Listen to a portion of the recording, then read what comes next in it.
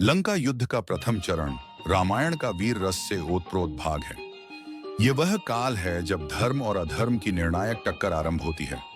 प्रभु श्री राम की वानर सेना और राक्षसों की विशाल और शक्तिशाली लंका सेना के बीच युद्ध का प्रारंभिक चरण वीरता, त्याग, बलिदान और रणनीति की अद्भुत मिसाल है। अब मैं आपको पूरे एपिसोड के बारे में विस्तार से बताऊंगा, इसलिए मेरे चैनल को सब्सक्राइब कर लें और पोस्ट को लाइक कर लें। सबसे पहले मैं आपको बताऊंगा धर्म और अधर्म की टक्कर। प्रभु श्री राम की वानर सेना ने समुद्र पर सेतु बनाकर लंका की ओर प्रस्थान किया। यह कोई साधारण यात्रा नहीं थी, बल्कि यह धर्म की स्थापना हेतु एक विशाल संकल्प था। वानरों का उत्साह, उनकी आंखों में चमकती लौ और हनुमान, अंगद, सुग्रीव जैसे वीरों की हुंकार उस समय के आकाश को चीर रही थी। विभीषण ने पहले ही रावण का साथ छोड़कर धर्म का मार्ग अपना लिया था। लंका के द्वार पर पहुंचकर श्री राम ने अंतिम बार एक और शांति का प्रस्ताव रावण को भेजा। राम ने अंगद को दूत बनाकर रावण के दरबार में भेजा। अंगद ने रावण को विनम्रता से समझाया, परंतु रावण अहंकार में डूबा रहा। जब अंगद ने क्रोध में अपना पैर आगे बढ़ाया और चुनौती दी कि यदि कोई राक्षस उनका पैर हिला दे तो वे युद्ध से हट जाएंगे, पूरी लंका कांप उठी, पर कोई वीर अंगद का पांव हिला न सका।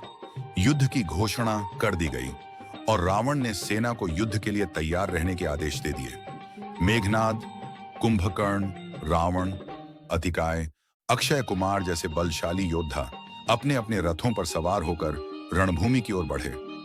इधर श्री राम की वानर सेना ने भी कमर कस ली।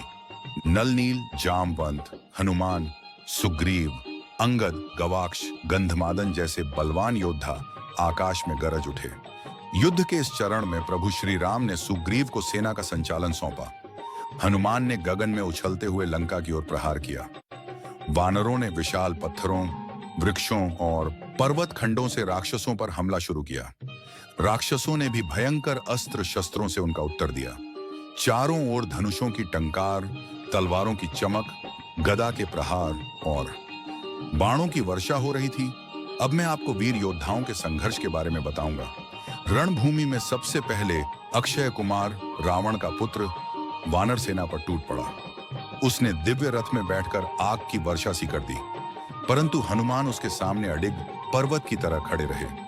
जब युद्ध बढ़ा, तब हनुमान ने एक ही प्रहार में अक्षय कुमार का अंत कर दिया।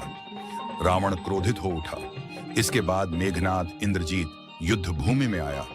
वह मायावी था, आकाश में अदृश्य होकर बाणों की वर्षा करता रहा। उसने लक्ष्मण और कई वानर सेना नायकों को घायल कर दिया, परंतु भगवान राम ने ब्रह्मास्त्र का प्रयोग कर उसे रोक दिया।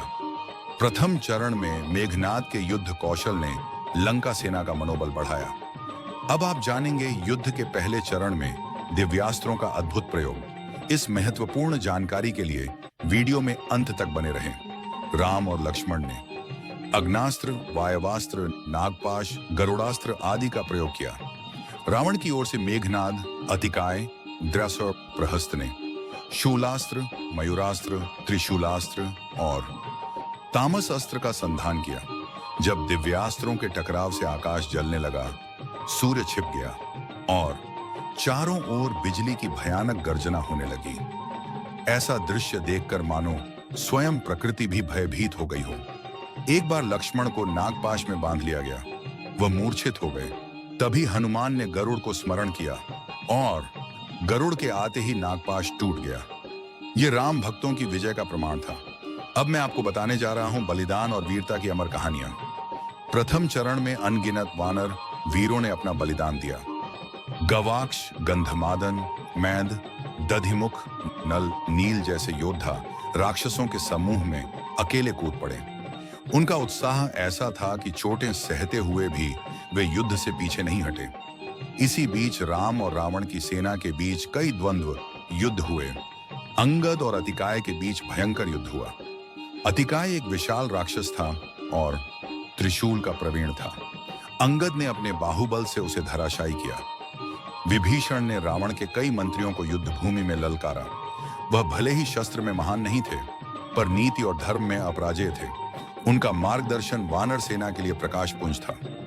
युद्ध भूमि में धनुषों की टंकार, शंखनाद, गरुड़ की गर्जना, वानरों की गगनभेदी ललकार और राक्षसों के उग्र घोष से आकाश गूंज रहा था। युद्ध भूमि रक्त से लथपथ हो गई थी। जहां जहां हनुमान के पांव पड़े, वहां से शत्रु दल भाग खड़ा हुआ। सूर्य अस्त हो रहा था। रक्तवर्णी आकाश में बाणों की चमक, जलती हुई गदा, भस्म होती सेना। यह दृश्य किसी चित्रकार की कल्पना से भी परे था।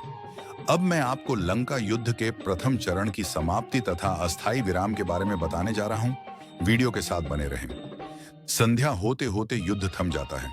दोनों पक्ष अपने घायलों को सहायता पहुंचाते हैं। लंका में शोक की लहर है। अक्षय कुमार का अंत हो चुका है। रावण के नेत्रों में क्रोध की ज्वाला है। वह जानता है कि यह साधारण योद्धा नहीं है। इधर राम अपने भाई लक्ष्मण की मूर्छा को देखकर गंभीर हो जाते हैं, परंतु हनुमान सबका उत्साह बनाए रखते हैं। हनुमान, जो इस युद्ध की आत्मा है, रात को संजीवनी की खोज पर निकल पड़ते हैं। यह कथा आगे दूसरे चरण में और विस्तार लेती है, परंतु प्रथम चरण में ही यह स्पष्ट हो गया कि यह युद्ध केवल विजय के लिए नहीं, बल्कि धर्म की पुनर्स्थापना के लिए लड़ा जा रहा है। लंका युद्ध का प्रथम चरण वीरता, त्याग, दिव्यता और रणनीति से भरपूर था। रामायण केवल एक कथा नहीं, यह भारतीय संस्कृति की आत्मा है।